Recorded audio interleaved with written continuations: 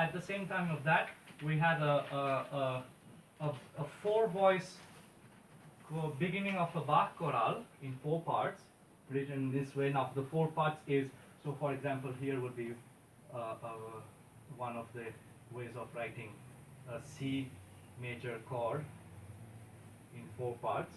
And so it was basically asking to analyze the distances. Now again, you were saying to me some things are too difficult and not. I'm giving 4 parts for those who can do the 4 parts, and I'm sure there are 2 here who can really do the 4 parts, maybe only 2. So it is for now for you. If you already have too much trouble, but it's already getting the soprano and alto. So this is how it goes, right? Soprano, alto. This we call it tenor, and this we call it bass. This is what actually it is, ACTB, typical 4 voice. Why so important 4 voice? Because in the traditional harmony, 4 voice complete the chord. You need 4 to really complete the chord.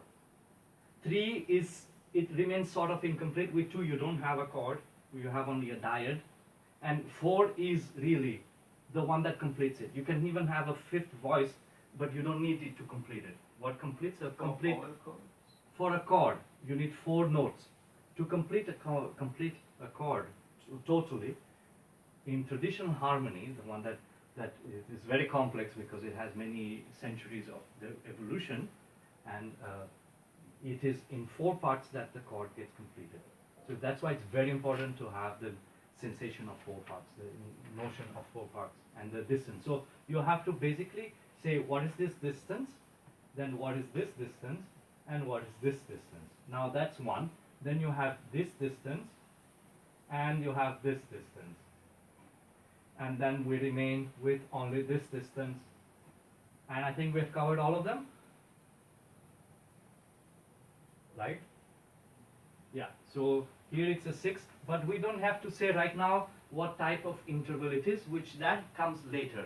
Right now you need to know that that's a 6, and that is, we call it, we call here, this is a 4th because it's a reduced, it's over an octave. The maximum that we go as intervals, so this is U for unison, 2, 3, 4, 5, 6 until 10. 10 is the maximum that we use, we really, and 10 is actually, it's a third, an octave apart, okay? So, and then here we have 2 octaves, so that's octave. Then come on, help me out. E to G here, G to E. Okay, 6. And this one? 10. Yeah, this is a 10. And then this one? 5. Okay. So it should be quite fast, because what you do for beginners is just you take only 2 of them. So you take, I sent by email to you. Yeah. Okay. So you take only the first 2, and at least you find that out. And then if you have time, you can do the lower 2. So you do the top 2, the lower 2, which should be quite easy to find. What is a bit more complex is between this.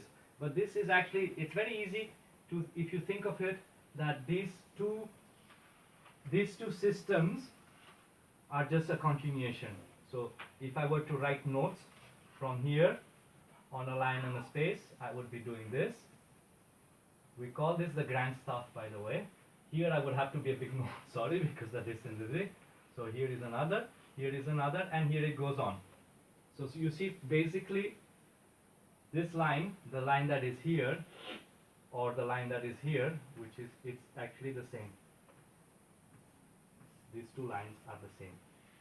Okay. So they are separated to give a little space, but if you were to take a, if it were a graph, it would, these 2 would be really together like that. So it would be 5 lines with an invisible line in the middle and 5 lines again. So it's basically the grand staff is 11 lines connecting. So it's a very important, because this is the maximum, that this is the highest clef you get, and this is the lowest clef you get. So really these are the furthest 2. So it covers the biggest range of any instrument. If you know this, that's why the piano is written in this 2, because it covers really a lot of the instrument. Basically on the line here, this line is this note, and the top line there is this note. So already this is without having to add any lines. And then to cover the whole piano, you need to add lines above and below, and it's complicated. We all know those ledger lines. As instrumentalists, we hate them. As composers, we hate them too, because you have to write. The small 8. And then he has, but you can't do always that. You can't use it always. You can use it sometimes. And some instruments really detest that, depending what the octave higher and lower. We also trained as flutes player. I remember the first time I had to play everything octave higher. It was like, oh, crazy stuff. You train for it, it's fine. But a lot of instruments don't enjoy really very much even octave higher, octave lower. We like to read up to 4 lines. 3-4 lines is fine. We really love it.